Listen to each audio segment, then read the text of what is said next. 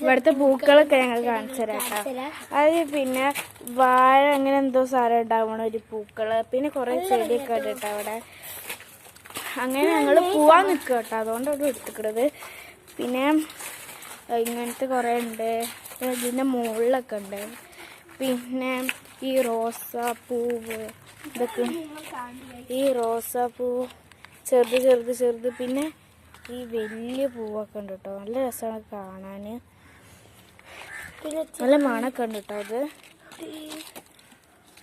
പിന്നെ കുഞ്ഞു റോസാപ്പൂവ്, ജമന്തി പോലത്തെ എന്താ പൂവ്.